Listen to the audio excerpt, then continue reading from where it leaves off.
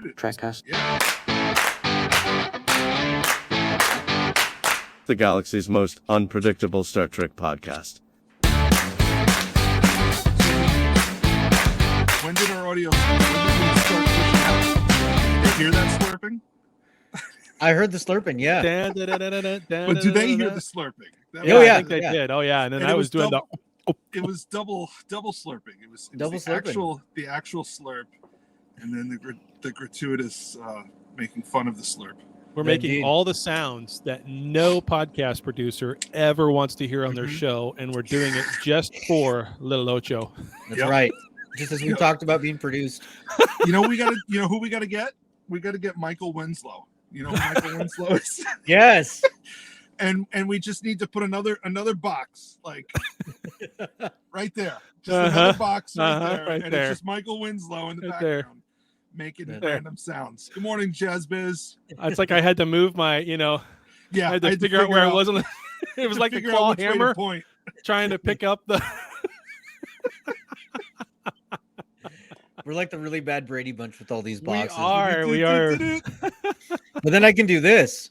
I can just make Dan. Just Dan. Hey.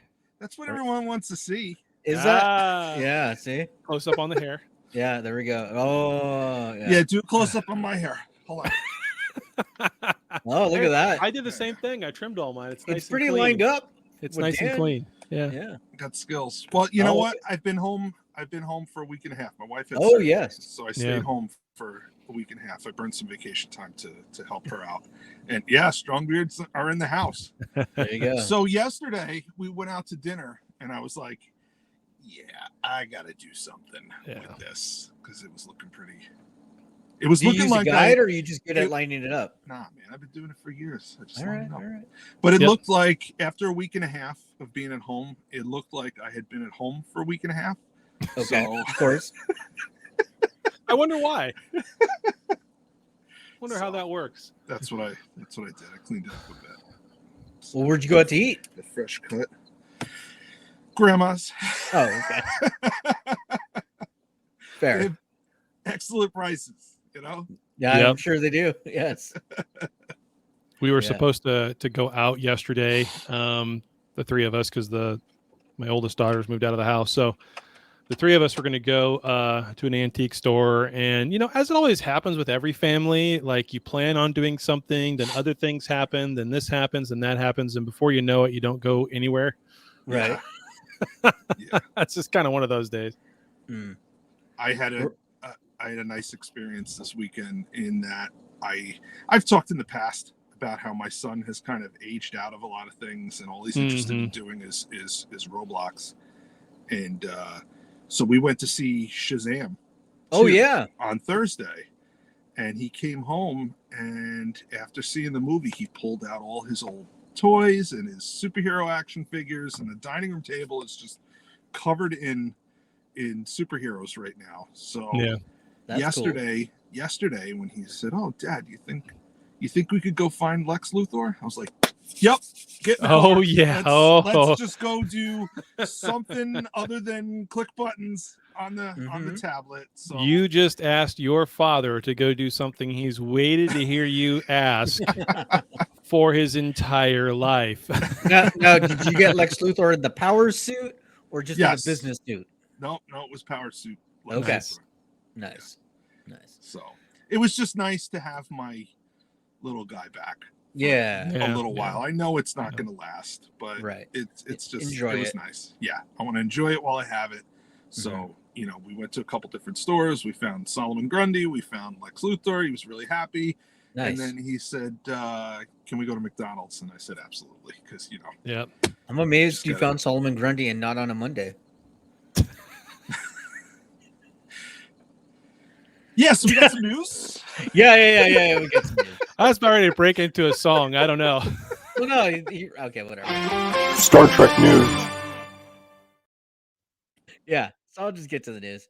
So our first news story comes to us from, I think it's Den of Geeks. Yeah, there it is. And Picard actor addresses Captain Shaw's future in Star Trek. So Todd Stashwick plays Captain Shaw, everyone's new favorite. Grumpy Cat Captain, has been badgered on the internet, and people want a Captain Shaw show. People are demanding it. There's been a lot of requests for this, and he says there's quote, nothing in the works right now. Truly, those decisions are way above my head, and I haven't been told if they plan to. Hey, But he, is this the website that messes with your audio? It does. It is. Yeah. Okay. Okay. All right. Well, then I'll get out of it. Yeah. It's a few different sites, so it's hard to remember.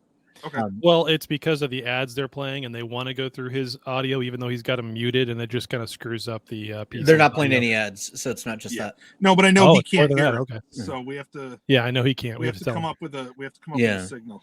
Like I'll do this. Like that's an A for audio, and then you'll know. But I'm looking at another site, so I can't see it. So now you just look like a unicorn. All right, you know what? There you go. There you go. Just start doing the. Yeah, but I'm not looking. It's fine. He's not looking at that. I know he's not. Yeah. That's why Well, it'd be even just- funnier if I we're both can't- doing hand signs and he's not noticing. Well, you know what? We'll just you do the hand sign and I'll go audio, and There you go. One of those. And that'll catch it. And Yeah. it'll totally ruin everything he's trying to do. So it's great.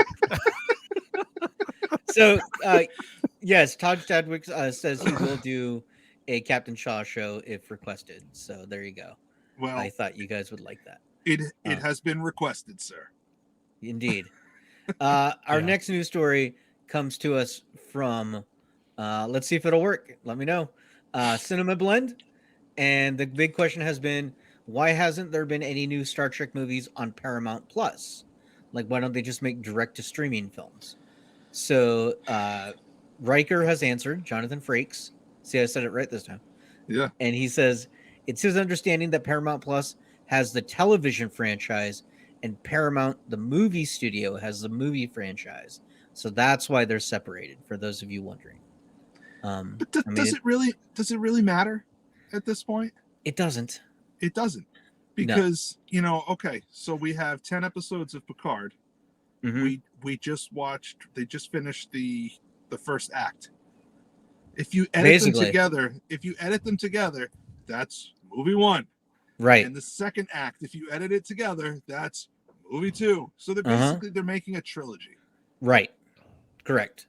You do realize that that makes sense, and nothing with Hollywood licensing and franchising makes sense. So Yeah. I understand what he's saying. I also understand that it doesn't make any sense whatsoever, but I also understand what he's saying and how they could have the two separated for now. And I think that's probably just a matter of them having to, at some point, get through the legalese, get things done and whatever to make it happen. I think it's just a matter of something on the back end.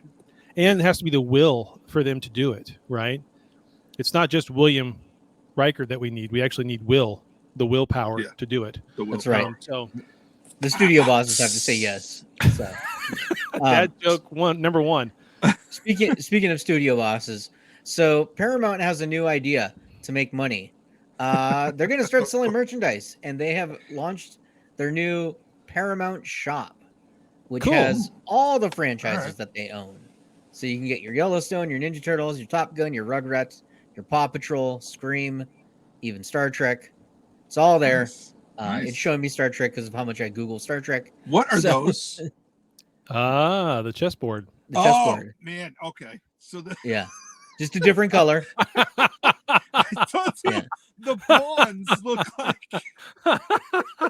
Yes. What website are you on? They look very internet. Yes. Very internet. Where is your mind this morning? Get it out of the gutter. You know what? You need. I mean, are you going without? Is that what the problem is? Wow. Well, if you knew what kind of surgery she had. Yeah. That's where I was going with it. Yeah. Yeah.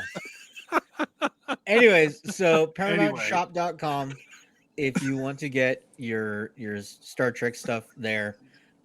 Yes. Dan is as red as his sweater. I love it. He is very, very. Yes. Yes. And as Daryl says, it has to make money. Speaking of making money, we have a big announcement we wanted to give, and it dovetails perfectly into the Paramount Shop. Guys, Trekcast now has a shop. So if you go to trekcast.com, at the very top, it says store, Click on that. Boom. We have a store. Now I want to preface this by saying that this is the early version of some of these The because early version. if you Yes. scroll down and look at the ones that are Chad is wrong, Uh-huh. if somebody buys one of those, I'm gonna bitch slap you myself. Look at him. Look at him. You can't even see it on the black, which is fine. Look at that. Look at that. Right. Well, that's what it is. But other colors, But it shows up pretty good. But no, it's the shirt itself is meta because Exactly, it's wrong. Chad made it himself 4 years, so he silk screened black letters. Don't put my name on it. Don't put my name on it. Oh, I want shows that it really white good one. on the white. I want that white one now. Yeah. Oh God. It's print on demand, so it does all the colors. I could never wear the white one. Yes. I'd have like an hour later it'd be spaghetti sauce on it or something. Oh, I hadn't seen the podcast one. The van there's one. a ton of them on there. Yeah, the van one's good. Oh, the van one's nice. Yep. We even have the one that Paris made for us a while back. The guys talking Trek one. Yep. See, that should be like on the back side of a black hoodie, in my mind. I mean, it could be. Yeah. It's just, And this is the beginning. We're gonna add some more. This is the beginning. Items. Yeah. There's even a Chad is wrong hat for those of you who want one. Nice. Yeah. Oh, I have to get one of those in I'm white. gonna order 2 of those. We made a beanie just for Dan. I don't know if anyone else wants one. Yay. Yeah. So I got any Speedos. Got any Speedos? Well, for the Trekcast calendar. Yes. Yeah. That'll be coming. But yes, all sorts of things are on there. Many hoodies and t-shirts, and there's even a patch. If you guys want anything else, let me know, and we will get that going. So yeah. Trek Hub. I don't know what that means, Scott. Yes. So. All right. Well, that is all. Oh, there's one more thing I did want to bring up since I kind of figured it was a slow news day and all that. So I was looking at just how popular is Star Trek right now, right? Because we're seeing this resurgence now with Strange New Worlds and Picard getting great reviews. People seem to like it. But how popular is it getting? We don't get streaming numbers from Paramount Plus, but the closest thing we get is Google Trend numbers, right? How much are people talking about it? So I decided to Google Trend it, right, and see where we're at. And this is, I searched just Star Trek Picard over the past 5 years. So the way Google Trends works, it's a little bit different. It doesn't give you hard numbers like X number of people are searching for it at any given time, but it gives you a spectrum, right? 0 is kind of baseline, and then 100 is the peak of most searches for it, right? So when it was Picard was first announced in 2019, you can see some spikes over here. When season 1 first came out, it was huge, ginormous, and then it fell off a cliff, right, as season 1 continued. Then it was dead for a while, pandemic and all that. Here's season 2, the little bump. Oof. Yeah, down. Now here's where we're at again in season 3 currently. It's dipping because we're halfway through, but it's not much higher than it was in season 2. Really? Yeah, that was surprising to me. We can check other things. Let's try Star Trek. I think that might be the casual fans who tuned in for season 1 and were like, meh, and maybe they didn't come back for 2 or 3. So they're not here to see how much better season 3 is. Right. I would agree with you. So let's try Strange New Worlds. What if you just did Picard as well? We can try that as well. So Strange New Worlds, big hit. And it still has some traction over, its baseline. Yeah, it really does. Yeah. So it's tending, it's going upwards too. Right. Let's try Picard. Just Picard. Same kind of basic gist. Yeah. A little bit better on the back end there. But the same, yeah. Yeah. Let's see Star Trek Discovery. Oh boy. Is there a negative on here? Is there a way to go negative? It's pretty high. But these are searches. These are Google searches. This can be everything from this is great to I hate it. It's just anytime it's mentioned. Right. So, yeah. Which, I mean, maybe we should do the baseline of Star Trek. There you go. There's your baseline way up there, all over the place, right? Mm-hmm. So now compare that to The Last of Us. Okay.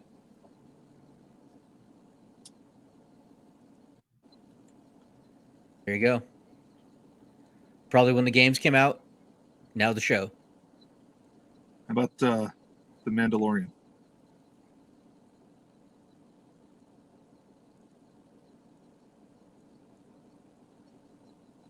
Oh, it is down. It is off a cliff.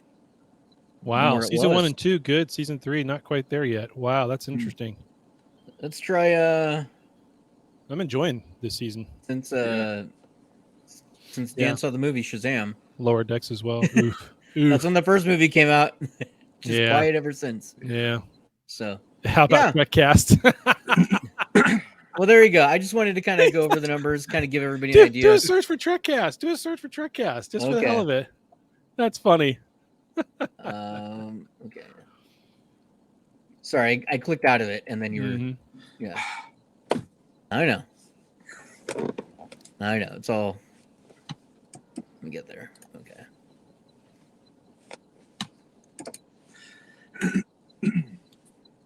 But there you go. That's not bad. That's in the past day. Hold on. Let's see. I know what that spike is. There you go. That's pretty good. Yeah. Guys, that's pretty good. It's not too bad. So, yeah. The reason there's gaps between all those spikes is because those spikes happen the weeks when I'm not on the show. Right. That's what it is. Or when we don't have a show. Yeah. It's more likely. Yeah. All right. Well, speaking of shows, should we get to the main topic? We probably should. Fun will now commence.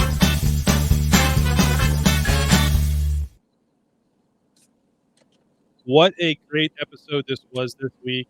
I mean, wow. Just a whole bunch of stuff gets thrown at us all over the place. That is, I don't know. I like how they handled it. I think the one particular death that we'll get into was the only thing that I was kind of like, that quick? Really? Damn it. But it was good. I like what they did. So, You're cutting out a little bit, Chad. Yeah, a little bit. I always have to wait a second or two after you played some of those clips because then it cuts Yeah. for some reason. Then I'm back to it. Sound good now? I think it got better. Spikes when Chad's wrong. Yeah. Maybe I should be more wrong. That way our ratings go up. I don't know. Yeah. Anyway, So we great did episode. get the log line from Paramount. It says caught by Starfleet and facing court-martial, paranoia grows as Picard struggles with to uncover the prodigal crewman from his past who has returned as an ally, an enemy hellbent on destroying them all, or an enemy hellbent on destroying them all. So we had a big return. Big surprise return we did not see coming. Yeah, I did not see that coming at all. Yeah. If you saw my quick reaction. Yeah. Wow, they kept that quiet. Yep, I saw both of your guys's. I did not have time to do one myself. Apologies. So once again, you're wrong. So yeah. It is what it is at this point. So no, excellent episode. I was excited. I loved every second of that episode, even when the big reveal, Roland herself is back. They do an awful lot of time. They spend an awful lot of time with her backstory, which hindsight being what it is, always being 2020, makes sense now. And at the time when I was watching it, it didn't bother me at all. I didn't see it as a setup. I didn't see it as why are we spending so much time talking about Ro? I really enjoyed that interaction between her and Picard, and I really wasn't sure when she first showed up if she was a changeling or not. Like, they did a really good job of setting that up of who she actually was. Hey, look, we've got our own our little red angel. The little light was coming. It went away there for a second. Yeah. Yeah. I saw the rays of light. So they went back and forth a little bit first because she did the old Deep Space Nine, I'm gonna cut my hand test. Yep. And it's like, okay, she's not a changeling, and then he gets his text message from Beverly, and then we're not sure. Right. Then we're not sure, and neither is he. Mm-hmm. Right, and you could see that on Picard's face too. It was a great scene. Between all those scenes between the two of them were great. I mean, they're both fabulous actors. She's fantastic. She hasn't really been in a whole lot other than Battlestar Galactica. She was fantastic in that. I hated her in that show only because she played that character so well. You were supposed to hate that character. Right. So what did you think about the backstory of how she came back to Starfleet? What did you think about that? I guess to me, it kind of made sense for her character and who she was, being the rogue that she was always, right? I mean, I can see too where the two of them would have miscommunicated each other's, intentions or feelings or thoughts. I could see that. Yeah. So I personally, I like the way they handled it. I thought it was great. I think they could have probably used her longer than one episode, but yeah, I thought it was great. Well, I think that's part of the story in that he's been waiting 30 years. Did you read that? I bought a hoodie just so they can get a Chad bitch slap. There you go. Somebody's got a kink. Hold on. Since we're talking all this conspiracy, I have to be ready to go. Okay. Tinfoil hats on. That's right. There's so much going on. So, Rose backstory. I feel like, let me back up. I love this episode. Thought it was fantastic. I'm so excited about Star Trek. Is this the Red Angel that you were talking about? That's the Red Angel. That's the Red Angel. There it is. All right. Yeah. So, they did have a pretty big missed opportunity to do a little world building in this. I thought her reasoning for turning herself in and coming back was pretty weak. Where they had a strong backstory right in front of them. Okay, in that she's Bajoran. If Bajor is part of the Federation now, which they've never established. Nope. Right. Okay. All she had to say is, I wanted to go home. I wanted to go home, but I couldn't because Bajor is part of the Federation. I would have immediately been arrested.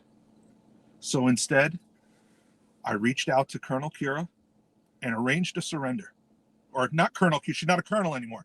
I reached out to Captain Kira, former colonel of the Bajoran militia, and I arranged to surrender myself. She guaranteed that I would be, treated fairly and blah, blah, blah, blah, blah. And that's why she turned herself in, because she wanted to go home. And I think that would have been so much more powerful than, after a while, I just decided to turn myself in. Yeah, I mean, she did kind of word it a little casually, but I think that and I hope that they kept Bajor out of it so that they can keep that me personally, I don't ever want to see Bajor become part of the Federation. I think they don't need to. I think they can get everything they want out of the Federation and not have to be part of the Federation because of the wormhole. Period. They don't have to, and they'll still get everything they want from the Federation without having to join, and that keeps them like at Switzerland and tries to keep them from getting hit by everybody, right? If they can work out some sort of deal that way, and I think it's more interesting of a story for Bajor to remain separate overall. So I hope that's why they didn't do that. Well, I mean, but they could have still gone that route and said, I wanted to go home, but Bajor is a Federation protectorate. And because of that, I would have been arrested as soon as Colonel Kira or Commander Kira, Captain Kira would have arrested me and turned me into you guys and yada, yada. Yeah, I get all that. That's fine. And I guess I didn't really think too much of it when it happened as far as it being kind of weak, but you're right. That's a good point. They absolutely could have done that. I think they just got to the next step that they needed to get to right away. Yeah. So, yeah. Time was short. They were spending an awful lot of time on it as it was, which, this just speaks volumes to. It's not the same. It cannot. If it is the same writing staff that's doing this season of Picard, that's done the previous seasons of Picard, and/or that have been involved with Discovery, if there's even one person on this writing staff for this season that's involved with either of those other two seasons or shows, then they apparently went to the Tim DeWitt's School of Writing and Story Crafting in between the last two seasons, because they've gotten way better. It is a lot of the same people. God bless them. They actually freaking learned something, because this is how you set up a character that you're going to kill in the same episode. The rumors have been that like a lot of the writers and production staff would say like, "Hey man, you guys are getting it wrong. You're messing up canon," and the producers would just be like, "Nah, we're just going to do our own thing." And then clearly something got in their heads that they needed to fix it. So. Yeah. They do postulate that Kira becomes Kai. I remember that. That was an excellent documentary, but I almost want to go watch that again. What is that? She drives a Kia? Yes, she drives a Kia. Yeah. Is it a Sorrento? What I have a Sorrento, yes. I need some details. Yes. What does Nana drive? Anyway. You're right. I think it is the Terry Metalis. I really do. It's clear that Kurtzman had no effing clue what he was doing. Period, with this franchise, and just right here, this fast with Metalis, you got two guys now running Trek shows that are killing it. Metalis, and then of course, what's his name over on Lower Decks? Well, who did the first season of Strange New Worlds? Was that still Kurtz? Please tell me. That's Henry Alonso Meyer. No, I mean producing it. That was the showrunner, is Henry Alonso Meyer for Strange New Worlds. Okay. And then for Lower Decks, it's I can what is picture his his name? face. I can picture his face. I know. Ed McManahan, Something like that. Yeah, McManahan. Anyway, you got three guys then who clearly know what the hell they're doing. Let them do it. Just let them do it. Don't just Mike Mahan. Mike Mahanahan. Yeah. Yeah. So I wanted to say Ed, but then I was thinking Ed Mercer, and I know that wasn't right either. Here's the counter I will give you. Mahanahan. I do agree with you, but to play devil's advocate, Kurtzman is still in charge. All those guys are still in charge. It's not like their fingers are not off that pulse. Well, okay, so I guess maybe I'll say credit where credit is due. He realized he was effing up, took his hands off of it, and gave it to somebody else to see if they would F it up. And that's kind of what I think happened. So there you go. And to be fair, that is a very rare thing, especially in Hollywood. Yeah. To give up your ego and let that go and let other people fix it.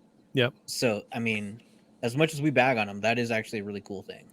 Yeah, but I mean, why does it take 4 people now? Because how many producers are over on the Star Wars side? I mean, how many showrunners there are on the Star Wars side, right? Dude, watch any of the credits for like Discovery. Picard. I just mean that there's a million producers. I just mean the person at the top. There's got to be one person at the top who's making the overall decisions. Their vision, pushing everybody below it. Their vision, pushing everybody below it forward. That's all I'm talking about. Is one guy at the top. Yeah, that hierarchy seems to work. It's what Marvel does. Exactly. Yeah. That's what I'm getting. That hierarchy structure needs to happen. And with this, we've got so many cooks in the kitchen that it's costing them money way more than it needs to. Well, I think that was the structure we had before. And now we have, the showrunner themselves who are fans of Star Trek, they get to run it. They maybe have, Kurtzman that they answer to, but really it's Metalis's answer, word. He runs it, So, good to know. Okay, let's get back to the episode because we can just go down this rabbit hole. Yeah, it's a big rabbit hole. Yes, it is. I mean, we could actually do an actual show where we don't talk about an episode. Like, oh my God, more than reviews. Yeah, we do more than reviews sometimes, guys. Yes, anyway, we could do that. So, Ro Laren, she dies. Yay, nay on that. I thought it was great how it ended with her, how they set her up and everything else. I think they could have used her more, but I'm also fine with the way they did it. I'm fine with it, and I think it's great the way she went out. She literally went out as a terrorist. Yeah, that's just her. That's perfect. She, she rammed her shuttle into a starship. Yeah. And you know what? I can't wait to read all the books and comic books that are going to come out about her backstory, because they totally set that up. They did, and they totally. I didn't realize it till the second watching, but they completely foreshadowed her return in the beginning of the episode. When Picard is talking to Jack and trying to convince him to come to Starfleet, he says many rebels have found their way to Starfleet. Yes. Mm-hmm. Yeah, meant nothing at the time. Upon rewatching it, I was like, holy shit, he's talking about Ro. Well, he wasn't talking about Ro to Jack, but he was telling us, the viewer, that he was talking to the viewer about Ro. Yeah. I do like that she was Worf's handler. I like that. I thought the only part about that I thought was a little odd. Daryl thinks she'll be back. Yeah, I don't know. I don't think so. Yeah, for her as the actress, I think they get her back without saying almost anything at all, other than, "Hey, we want you back as Ro. One episode, you die that episode. You interested?" Yeah. Every actor wants to see the character that they've played die. I don't know what it is about actors, but they do. Me personally, I wouldn't, but because that means I won't get a second check. But actors like to act. They do. It's not so much. Where does the character end up? It's what sort of journey do I get to go on as an actor? Well, you get to finally confront this guy from this beef 30 years ago, and you've both been waiting 30 years to have this conversation, and you yell at each other and you cry, and in the end you sacrifice yourself to save his life. As an actor, hearing that, it's like, oh my god, it's like Christmas morning. Yeah, I'll pay you. Can I come do it? There's a lot of layers actor, to it. but for me, I'm more of like Joey on that episode of Friends where his character gets cut off by being pushed into the elevator, and he's like really not wanting to die. Do you guys remember that? No. Anyway. Was he trying to improv his way into? He was trying to improv his way out of dying, and he kept looking back at the camera like. How often do you watch Star Trek and go, "This is just like Friends"? Never. It's just that's the image that popped to mind. I don't know. Anyway. Jasmine Spoiler. Yeah. So Shaw is such a jerk. Yeah. But. He's all chipper as they're about to get. Yes! Yeah, I know. It was so great. Yes. When he says, when he asks Seven if she wants to be reinstated, and then he knights her with a yes. I'm starting to think they mentioned his psychological profile. And they kind of gave us the idea that, okay, he's got PTSD from Wolf 359, but maybe there's more to it than that. Yeah. I'm wondering now if he should never have been a starship captain, but the infiltrators at Starfleet pushed him up through the ranks because they wanted him to be in command of a ship.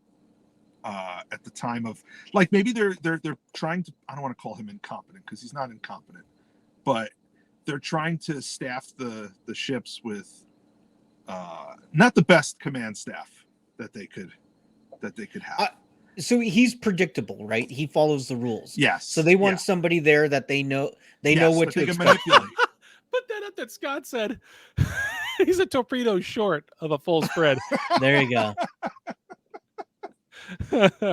And you guys, I'm not a fan of the cursing in Starfleet, right? On Star Trek, but when he tells them, "I'll step outside so the three of you can get your bullshit story straight," oh yeah, I fell off the couch. Yeah, I fell off the couch because I still don't know how to take him.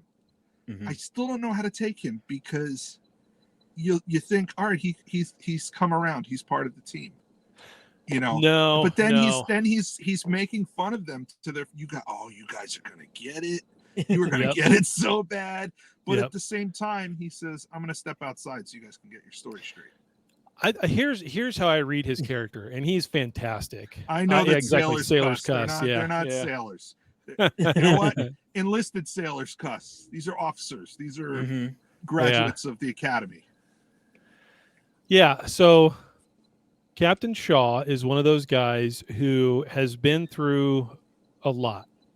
So much so to the point to where, and he can't. His psychological profile probably states that he can't handle the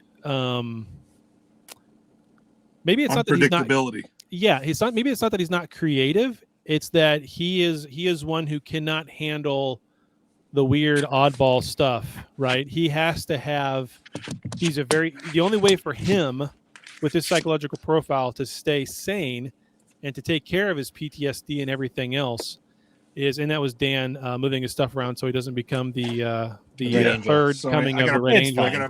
It's fine. Don't worry. It's fine. Prop this up a little further. There you go. Anyway, it's a big Peppa the Pig DVD case that's now going behind the thing. That's the sound you're hearing. There's no the. Yeah. Peppa Pig, not Peppa the Pig. Oh, Peppa Pig. Smokey Bear. Not My Smokey bad. Bear. Yeah. I did Look at him notice getting on all my upset. profile more Peppa Pig was being watched again. Yeah. Well, Yeah. my other show, Peppacast, Right. Saturday mornings. I'm sorry. Go ahead, Chad. You were explaining why you were wrong. Go ahead. Yes, probably. go ahead. No, I mean, he has to have very strict structure, right? He has to have, so that's why he follows the rules and the regulations. And so that's what makes him a great captain, but also a bad captain, right? It makes him a great captain from the fact that he will be predictable. He will follow the rules. That's why he's the captain of the Titan. It's someone that Starfleet can put on that ship and know that he's going to do exactly what he's supposed to do when he's supposed to do it, how they want him to do it. Not necessarily that he's there because the changelings want him there, but because of those reasons I just stated. Now, with all that said, you're right, Daryl. He sees those people as normal people. The veneer has come off of the, oh my God, Jean-Luc Picard. You know, he probably thinks the same way about Kirk. You know, he probably looks at all those people and think that somehow they got a pass on all the shenanigans that they did. Right? Because they ended up saving the world one time, but they could have just as easily ended it too, right? And so, right. You know, and maybe in an alternate timeline, they did ruin it and die, right? And so from his standpoint of view, he looks at it as saying, well, if they would have just followed the books, everybody would have been okay anyway. And or they would have died because, you know, everybody dies. Who cares? You know, because he does have a very flippant, you know, I also don't care. Even though he's following the guidelines, even though he's following the rules, even though he's very strict and regulated, he also has an attitude of he really just doesn't give a shit. Like, well, that, and remember, Picard was Locutus, and Locutus killed a bunch of his friends. Exactly. Well, yeah, all those things on top, that's the PTSD, all those things on top of it, right? So I mean, but he's like that with Riker too. He's like that with everybody he comes across. Seven. He's like that with Seven. Yeah. No, you're not special. You're not Seven. You're Annika. So you're Annika. Exactly. There's other reasons. Just as responsible for Wolf 359 as exactly. And they eyes. have to give those. They have to give those main reasons as part of that, so you can get an understanding of it. But I think it's more than just that. I think it's that he just doesn't. He's just at that point in his career where he just doesn't give a shit. Right? He's just going to follow the rules, do what he's supposed to do, and all this extra funny, crazy stuff he doesn't have time for. He doesn't want to put up with it. He can't handle it. But he has a point. They did hot drop the saucer section onto a planet. It was hilarious. That was hilarious. Yes. I love it. And he's just, you know, and he's giddy because he's finally seeing these guys get what he feels like they deserve, a slap in the face or something. Like they've never really been punished for all the stupid shit they've done. So he wants to write them up. Yep. You know what was funny? He mentions the plot from the last episode of TNG, All Good Things. Okay. He says almost causing a whatever in the Devron system. Yeah. Okay. But if you think of the logic of that show, at the end of that episode, Picard wakes up and stumbles out into the hallway, and the whole episode never happened. So all Starfleet knows about those occurrences is what is in Picard's log. That's it. Because he was the only one who was quote unquote there. Everything else was reset. So I'm wondering, like, how does that information become public knowledge? How does Liam Shaw know about Picard's log entry of something that he's the only person in the universe that experienced? It was weird. I don't Because know. captains get information about things that happen with other captains, or there was a story told somewhere who read it, right? Yeah. I mean, by this time it's been 20 some odd years, so it's become lore. It's become their own, in universe, interesting story that got passed around. Maybe even talked about at the Academy. Who knows? So are we going to see Admiral Janeway at any point? Oh, that's a great question. I thought about that, and I think the very fact that they mentioned her the way that they did probably they've done means it like we won't. twice now. We probably won't. I bet she's at the Frontier Day thing. It's a quick. Yeah. She's just there, or she says "Good job, Picard," and that would make sense. That's make it. sense. Yeah. Nothing big. Nothing big. Just yeah. I hope so. I would like to see her. All right. So what else happened in this episode besides Ro? Let's talk about Jack. Because we've got a lot of theories about Jack and what Jack really is or what his problem is. He's Jason Bourne. That's what he is.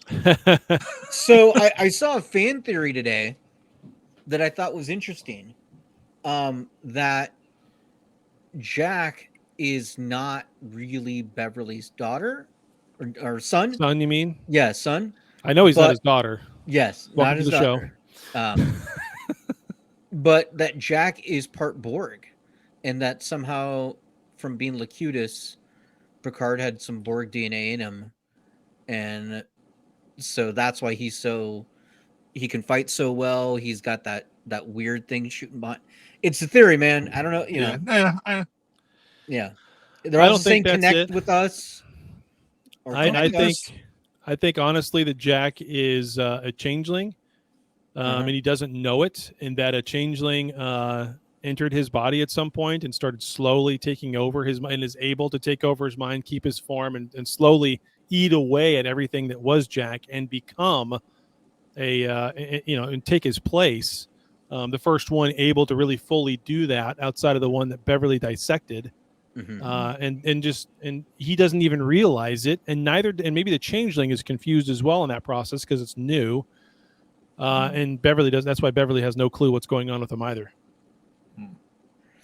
There is the theory, like Chazbiz was saying, that he's a Paul Wraith, or somehow possessed by Paul Wraiths. Oh man! Or sharing his body with the changeling. I don't think so. I think that's why we hear the join us or link. They don't say. I don't think they say link us, but I think they say join us in the whisperings that he's hearing. Or connect us. I think it is connect us. Yeah. Yeah. I'm of the opinion he is controlled by a changeling, but like the good ones, the ones that don't want to, not part of the Splinter faction.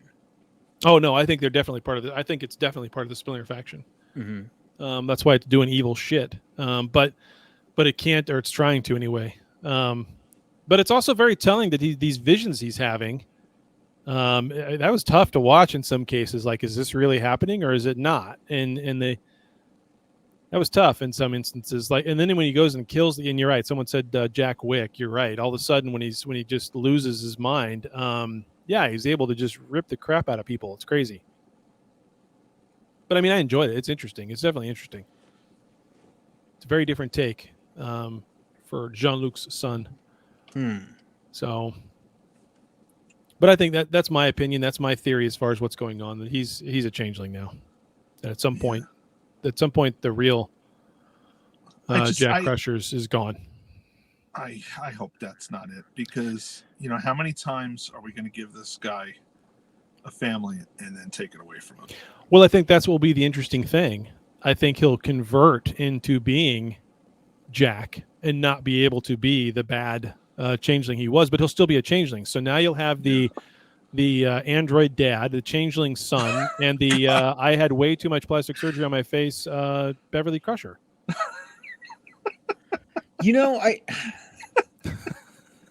I don't know if that's the case. I think he's going to end up being something completely different.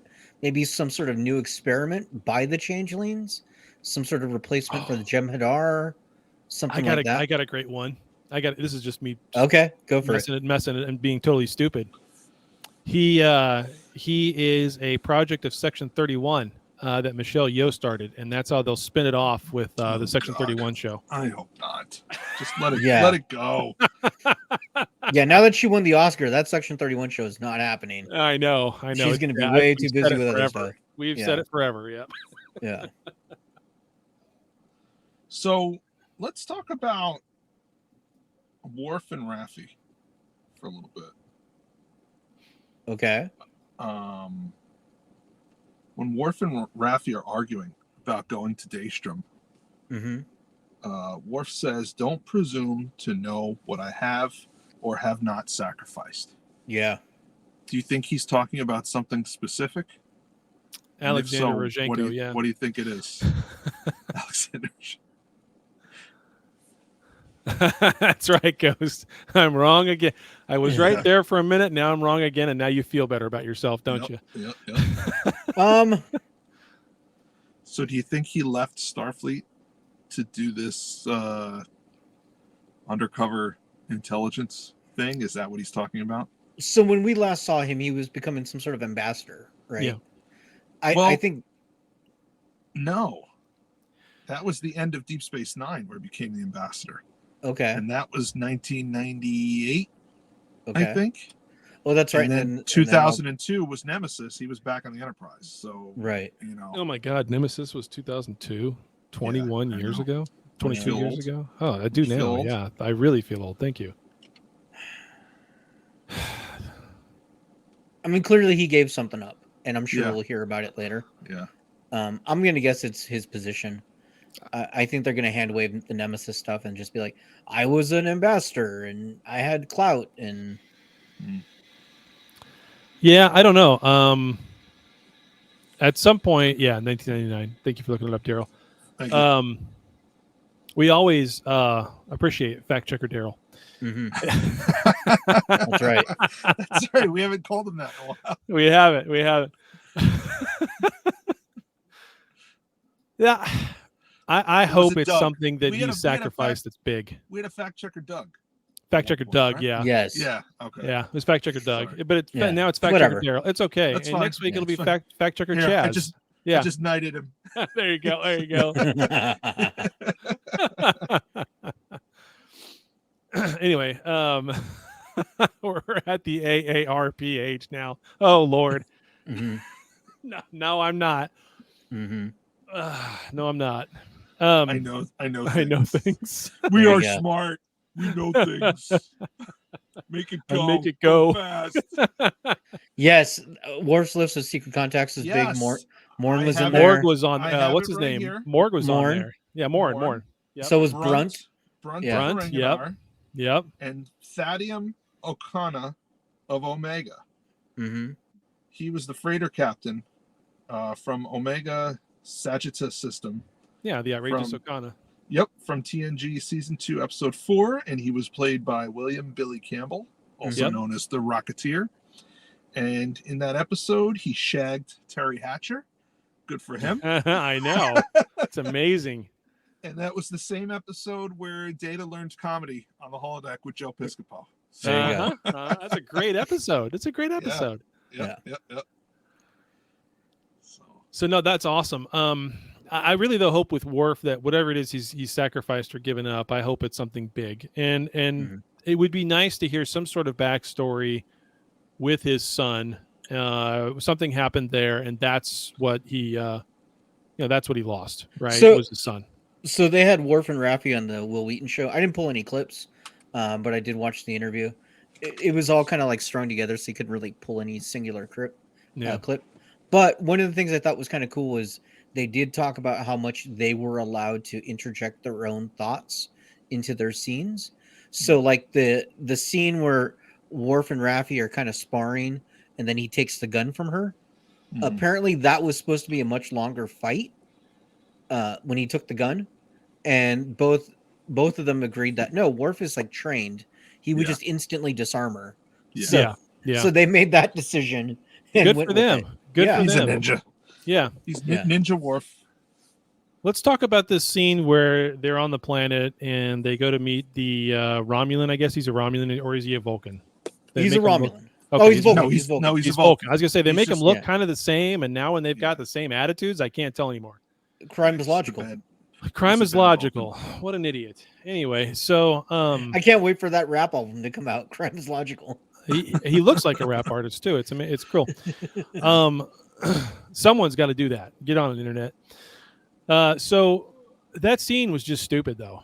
That scene was stupid. That was the most. What in the hell? Like, Yeah. I realized that Worf wasn't going to just walk in there and just set himself up. Like strategically, he should be smarter than that. And so when it was revealed that Raffi wasn't really there, I was like, oh, okay, that's better. But Raffi gets handled in like 2 seconds flat. Like, give me a break. These two are not. These two real. I think she brings him down so much he can't think. Like,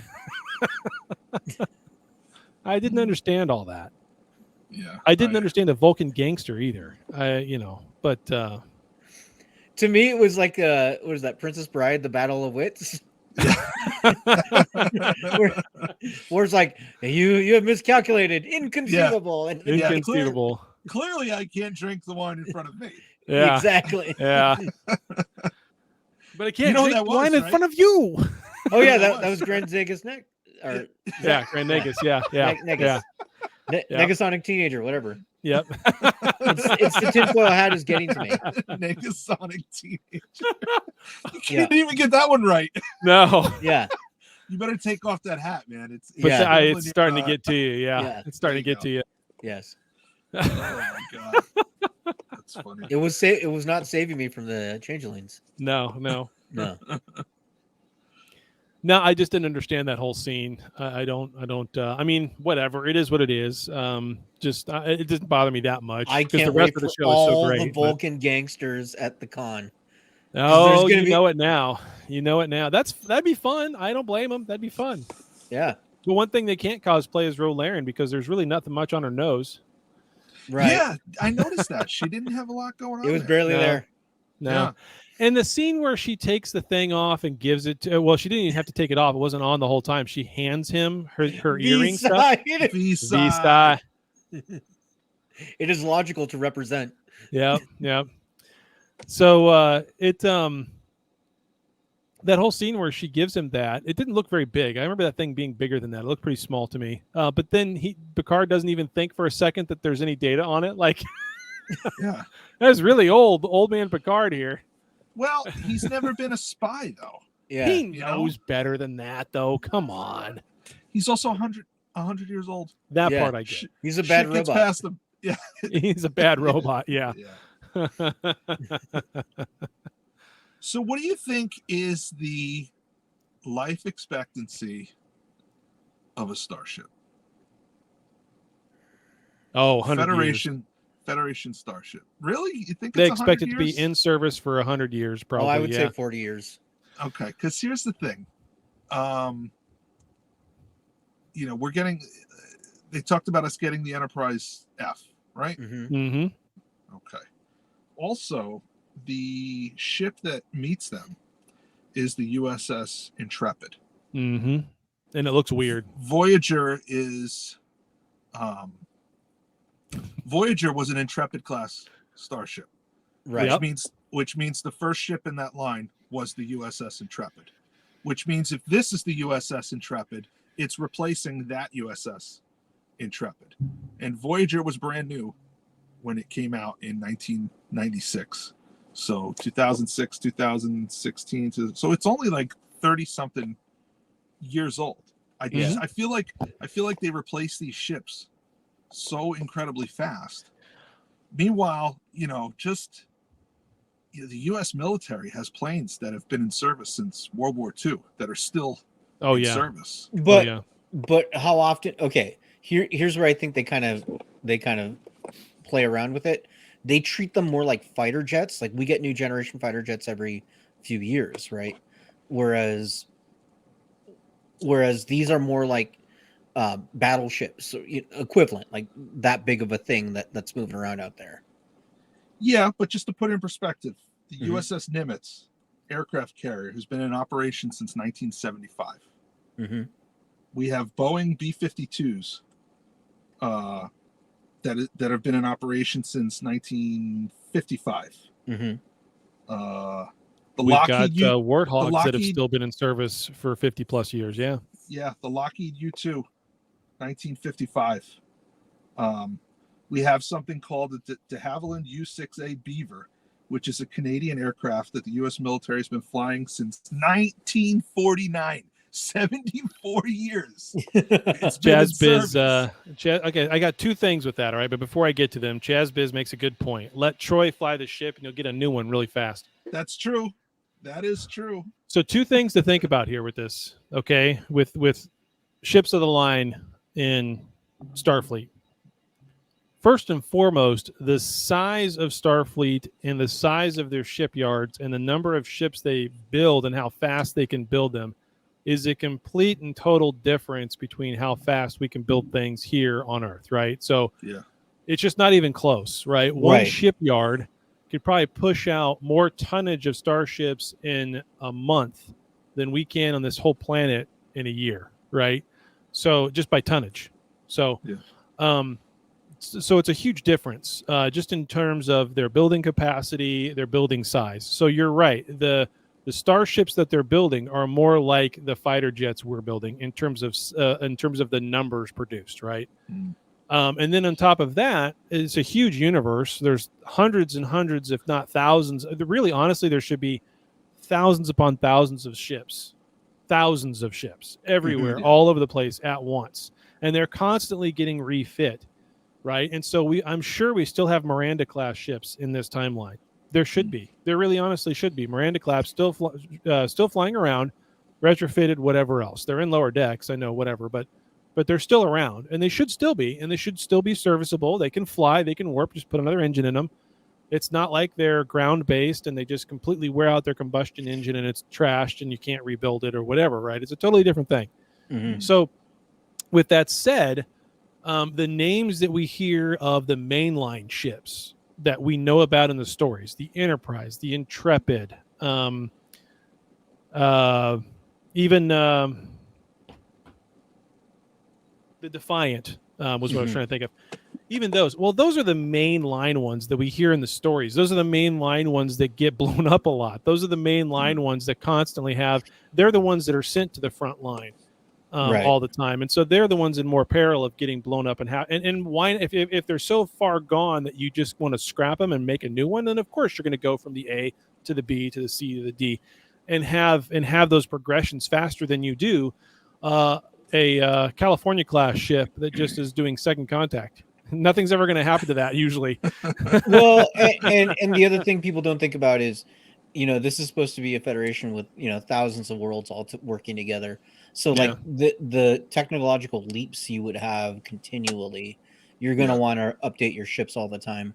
On top of that, you're going to update your ability to produce them at a quicker rate. So, and keep in mind the what is it? The ship of Thesis, right? Yeah. From Marvel and of course from the old, Yeah. So, that's right, ships, Vision. That's right. Yeah. And so these ships are not the same ship they were when they came off the shipyard ever. So, and we've had lots of conflicts, right? We had the Dominion War. We had the Romulan issue with their star blowing up and all the other stuff happening there. We've had just a lot of stuff off the side we haven't seen. I mean, 359. I mean, just nonstop stuff going on. The uprising with the androids, how many ships died then. So, lots of things going on to cause the ships to have to get reiterated a little faster in some cases than others. But so we are halfway through. We are halfway through. Yes. Yeah, we are the halfway point. We are halfway through. No Geordi yet. Nope. No lore yet. No. No Moriarty yet. I have a an theory idea for that. Yeah. You do. All right, go ahead. Give me your theory. No, I want to hear yours first. Okay. I've been talking too much. You go. Kryn said that he brokered a deal for a device that can defeat Daystrom Station's AI. Because they talk about Daystrom Station. You can't break into it because it's got a sophisticated AI system. Moriarty's program was specifically designed to defeat AI. Right. That AI being Data. Right. So did he somehow come upon Moriarty's program or a copy of Moriarty's program And that's the device that he brokered the deal for to defeat Daystrom Station's AI. And if that's the case, who can defeat Moriarty? Maybe Data with a mean streak, which is Lore? So we're on the same track. Yeah. I believe that Moriarty is the key to cracking open Daystrom's AI, but I think Lore is Daystrom's AI. I think Lore is the one. Whatever they've done, however they've worked it, whatever, it's Lore that's the one who's protecting all the information at Daystrom. Yeah, that makes more sense to me. And it's Moriarty who has to crack it. I think the AI protecting the Daystrom is Lore and Peanut Hamper working together. Because I want Peanut Hamper in this. If they even just show Peanut Hamper in the background somewhere, I just need just to have it hear, sitting there. Yeah, I just need to hear Patrick Stewart say the word Peanut Hamper. Oh, like a confused look. Yeah, he just looks at her and is like, "What she did to those poor bird people." What is a peanut hamper? Yeah. I would just die laughing. It would be the greatest thing ever if they just, at the very least, just showed it sitting there in the background somewhere. Nice. Just showed it sitting there. Yeah. They don't have to get crazy with it and have somebody actually say Peanut Hamper, which might be too much. But oh no, I'd love it, but it's still. I want Riker to say it. Disgusted. Yeah. And I want Jeffrey Combs' his little too. Whatever that thing was. Yeah. The Gateway 2000 with Jeffrey Combs' voice. Yeah. I mean, if they really do have some scenes from inside of Daystrom, then they really should have like callbacks to all of these things somewhere. And they should even have like an HAL 9000 on the wall just for the hell of it. I mean, So they've established that mobile emitters are commonplace at this point. Yeah. And that you can't tell by just looking at it. Yeah. So yes, Badger needs to be there too. Yeah. That's your evil AI. Yeah. So whenever we see Lore, I mean there's the potential, or Moriarty, there's the potential for him to leave that station with them and go somewhere else. There's the potential for his story to continue somewhere else. Yeah. But yeah. One way or the other, the next episode is shaping up to look like another good one, because they're going to Daystrom, right? I mean, they're going to be in Daystrom Institute in the next one. I think so, yeah. Sure seems like it to me. Or at least hatching the plan to get into it. Oh, we're going to get a what is that casino movie planning the heist. Yeah. Yeah, we're going to get a heist planning episode where we see the tiles move around of who's doing what. Picard's 11. Yeah, Picard's 11. There it is. Ocean's 11. That's what I was trying to think of. Ocean's 11. So Picard's 11. That's the next episode. That's what it should be called. Yeah. And it'll be a heist where we hear about the heist and then the backstabbing double heist and the other side of the heist and the whole 9 yards. Yeah. So make the plan, execute the plan. It reminds me of a Rick and Morty episode, honestly. Yeah. Yeah. Mission Impossible. Yeah. Yep. Picard will be hanging from a rope. Yes. Well, should we get to listener feedback? Yeah, why not? We're only an hour in. Yeah, there you go. Open hailing frequencies. Hey! Frequencies open, sir. Oh my gosh. Somebody did actually order a sweater. I know. Yeah, I saw that. Yeah. It was a chadiswrong hoodie. Yeah. Somebody did. Oh, somebody actually did. I love it. That is amazing. I'll be going on there later today. I'm going to order a few things for myself. I'm going to order something to send to a friend who's listening. Nice. He knows. I got his size. Nice.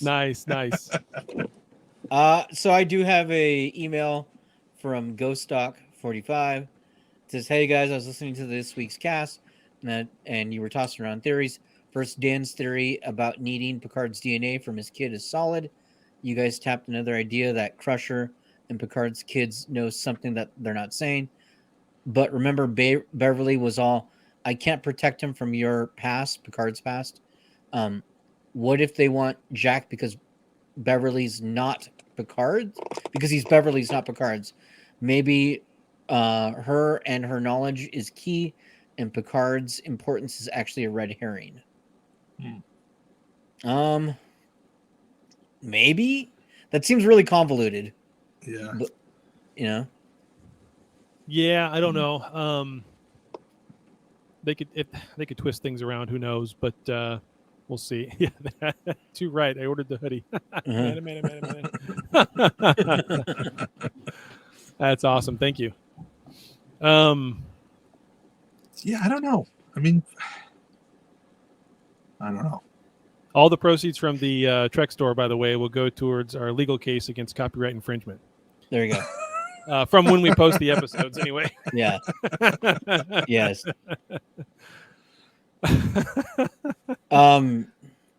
Did you have any voicemails?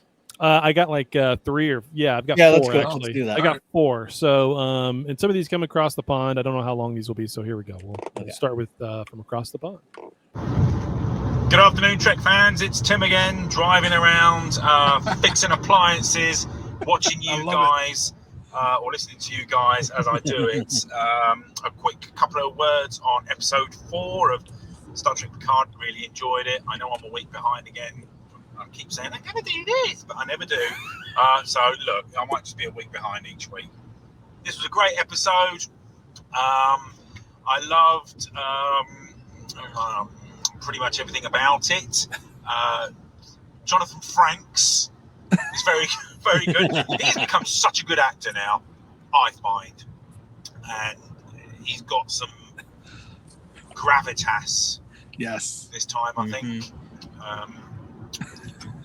Picard still, he went a little bit gravelly again. I also love Jack Crusher. I think his character's really good, really growing into him, much better than Wesley. I mean, if Wesley was your son, and he is probably Picard's son in my head canon, would you admit it when you got handsome Jack Crusher next? No, you wouldn't, would you? Wesley, shut up. I'm going to keep it short but sweet. I guarantee you, right, Shaw will refer to Seven. He will call her Seven. Yeah, and that'll so. be the sort of crescendo of at the end of the show, and everybody will live happily ever after, and they'll kiss and they'll cuddle and they'll be best friends. So, Michelle, I'm going to love you and lead you, and remember, guys, I love you, no homo. All right. You know, it's funny. I know he's got a British accent, not an Irish accent, but he's talking about driving around fixing appliances. And I don't know what he looks like. So, your mind's eye pictures somebody. So I'm picturing O'Brien. Like Miles O'Brien just driving around in a van fixing stuff. Yep. He's got the hyperspanner. He's got to go to the file on 3. Yeah. Yep. That's someone who needs the his sleeves rolled up, Yeah, he needs the Star Trek the thing. One of you guys got? I think you got it, Dan. The little case, the Star Trek case with all the tools in it. Yes. He needs one of those. Absolutely. All the tools. Yes. Let's see. We got like more from him. Let's do this one. It's his episode 5 review. Morning. First off, he says, "Morning, lads. Actually recorded it on a Sunday morning. Hoping it gets to you in time. Mother's Day here in the UK. Cheers, guys." Tim, and this was from this morning. I got it at 4:17. Morning, lads. It's Mothering Sunday here in the UK. I'll try and keep this short, a little bit more current this time. About episode 5 of Picard. Now, look, I think I may have been a bit guilty of believing the hype, because although this is undoubtedly better than any Kurtzman Trek, in my opinion, that's come previously. The way people have said, episode 5 is going to be the most, it's going to be amazing, you're going to be really emotional, it's going to be really emotional. Don't get me wrong, it was great, it was fine. It's still not as good as Berman era Trek, and I know I'm sounding like an old guy. That's because I am, I'm 50, I'm allowed to look back with rose-tinted specs, but all in all, I'm enjoying it. But now I've seen 5 of them. They were saying that this episode 5 is going to be so great. but it was fine. It was all right. He didn't like it, did I he? enjoyed it. No, it sounds like Nice not. to see Ro Laren. I recognised her straight away before they even said Ro Laren. Nice to see her. Pity they killed her off that quickly, though. They didn't need to do that. I know that was her sort of redemption, but they could have. I don't know. Give her another couple of episodes. They could have off if they needed to. But all in all, I enjoyed it as much almost as I enjoy your work, boys. So keep it up, and yeah, speak to you next week, hopefully. Bye. Bye. There you go. There you go. That was excellent. He you for also that. sent us a donation over on the coffee account. He says, Oh, "Hello, nice. chaps. Sorry I haven't donated in a while. I bloody love you, lads. No homo. Love, Timmy." He didn't add the no homo at the end of it. I did. Yeah. Oh, okay. All right. I thought that was great. Yeah. We do also have a voicemail at the regular phone number, which cool. I don't know what that is off the top of my head, so I'll say it here in a minute. Here's the voicemail. The following is brought to you by the Crusher Candle Company, makers of the finest plasma-based candles in the Federation. Smells so good it's spooky. And now, Star Trek Picard, Season 3, Episode 5, Imposters. Ensign Rowe is back! Oh, she's dead. Tune in next time for another Pack-Led Nice. review. Nice. So that That's phone good. number, if anybody wants to call and leave us a message, it's 816-287-0448. 816-287-0448. Operators are not standing by. Chad is not going to answer the phone and chit chat with you. It's just a voicemail box, but leave us a message. We'll play it on the show. There you go. Yep. And if you're overseas and cannot use that voice line for some reason, because it is a Google phone number, you can always email us. Make sure you email us at the chadiswrong@gmail.com account. That way I can play it through the soundboard here on the show. I mean, I'm sure, Daniel, you could probably play those clips, right? Or no? I'd have to find a way, but I could do it. Yeah. Okay. So, I mean, I'm already set up. Whatever. Doesn't matter. Yeah. Either way, it'll work. You can send it to any of our emails. It's fine. And we'll make a way to make it work if you cannot use the phone line and be like Tim. So Awesome. We do have some callers as well. So let me bring on Chazbiz. awesome. Yeah. There he is. Hey, Chazbiz. Hello. Hey, Hey. I got a new headset, so Nice. cool. hopefully You I sound sound good. better. Okay. Yeah, Yeah. you sound good. You Sounds sound good. smooth and leathery. And leathery. Fine Corinthian leather. That went downhill fast. So, what'd you think of the episode? I thought it was fun. I mean, bringing back Ro Laren, it was awesome. Because wasn't she supposed to be on DS9 and she decided not to do it and they hired Nana Visitor instead? Yep. Yes. Yeah. And, you know, just to see her back and you finally get to finish her story, it just sucks we didn't get her for another episode. She just was one and done, and that's it. And I really like that actress. So, Yeah. Awesome. It's just good. It was Yep. good. Very good. What do you think is going on with the changelings?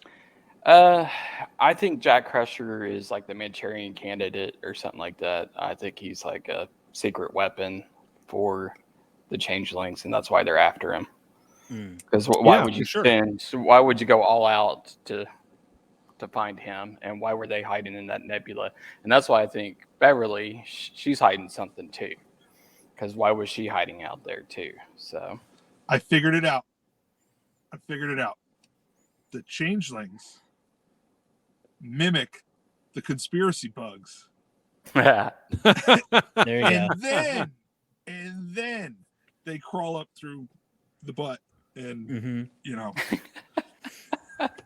well, the thing is that, you know, Terry Metalis was talking about the conspiracy bugs, and he said that whenever they take over a host, they kill the host, and that's why he had a hard time making it the conspiracy bugs. Because he kind of wrote it off. I heard him on another podcast. Sorry, guys. But there are other podcasts? Right. Yeah, I'm sorry. Sorry. That's it, you're off the show. And I was gonna ask Daniel, Yeah. when you had that little website where you're checking everybody's like how many viewers are watching, you got to see if the Will Wheaton show has spiked. Oh yeah. I'll check that. I can just see the views on that. 'Cause it's on It's YouTube. just Daniel. Yeah. It's me. just Daniel watching it. Yeah. Oh wait, it's just me. It's one. Yeah. And you're Sorry, making kid, you, so much Dan. noise when you do that, buddy. I'm sorry. Yeah. I'm It's sorry. really guys. hard on anybody listening to the podcast. Well, awesome, sorry. Chaz. We gotta kind of move along because we're Okay. running on Keep limited going time on. now. All right. Yeah, sorry. Thanks for being on. All right, so now we've got T-Bear real quick. Hey, oh look at that. Oh, He's gosh. appearing. Hey guys, I've been up watching DS9 all week. Oh, poor guy. Like we said last week, yeah, that was great. That was a great setup. That was awesome. Yeah. I You got it. completely- Actually, to be honest, I got through the first two-part episode and got busy. So, You didn't get to Alan Moran?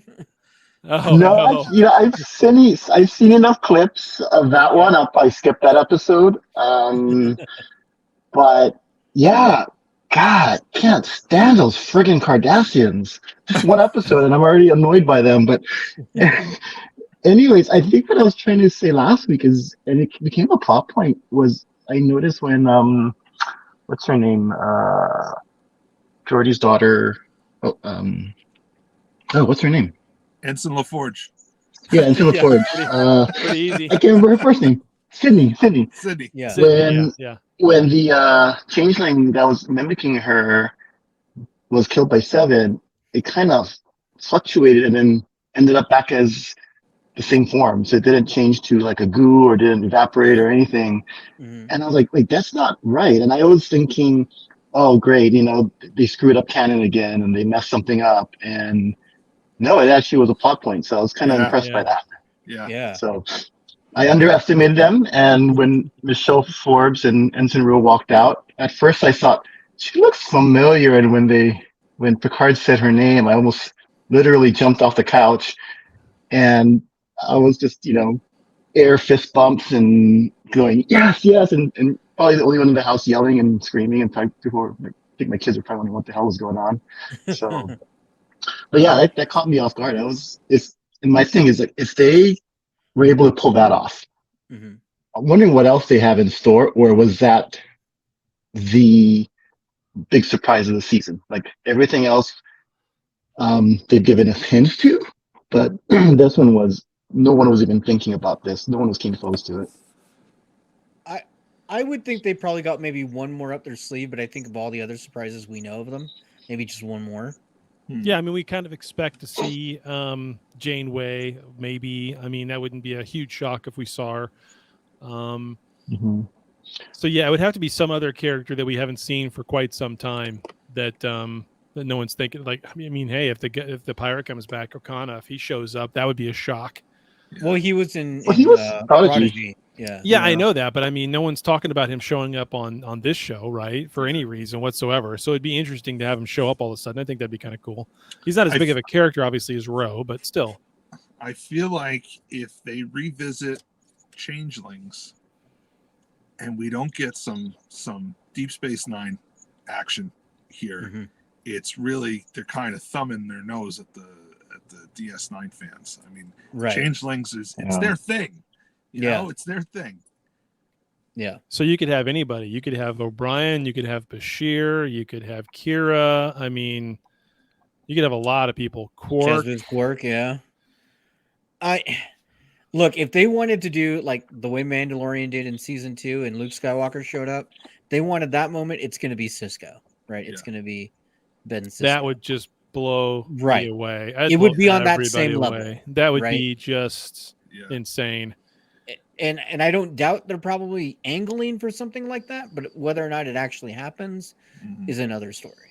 Because for sure they're sitting around the writer's room and batting that around. Oh, for sure. You Yeah. know, Yeah. to be a fly on the wall for this Barkley. episode and the writing, Yeah. Barkley, that'd be hilarious. Well, I mean, you know what? He's the last one who had the Rubik's Cube with Moriarty in it. So, Oh yeah. Yeah. I mean, they're going to have to explain that somehow. He could be at Daystrom. We don't Yeah. know. It Yeah. could be a Daystrom. That'd be great. That would be The great. Doctor could be there too. That would make sense. Yes. Yeah. Yes. Yeah. And it wouldn't have to be the Doctor, just that hologram. It's just maybe different operational Yeah. capacity. He's the AI there, not Yeah. anybody else. He's the AI. Yeah. The curator. Lots of Or there options. could, yeah. Besides that, or an Ash Tyler AI, that might be interesting too. They bring Oh, him I'd back love just that. for Chad. Stop. Get him off. Get him off. How about a Rios AI? Yeah. A Rios would be cool. AI would be funny. Well, yeah. There's no Well, reason why they can't be doing that now. Yeah. Well, they did have a holographic Rafi. I think Chad got excited there. With the EMA, the mobile emitter, so that's possible. There's two Rafis now, technically. Technically. It's too many. That is too many. Yep. Awesome. All right, guys. All right. Well, thanks so much. Thanks, man. Appreciate it. Okay. Thanks. I'll continue watching. Yeah. All right. Well, very cool. All right.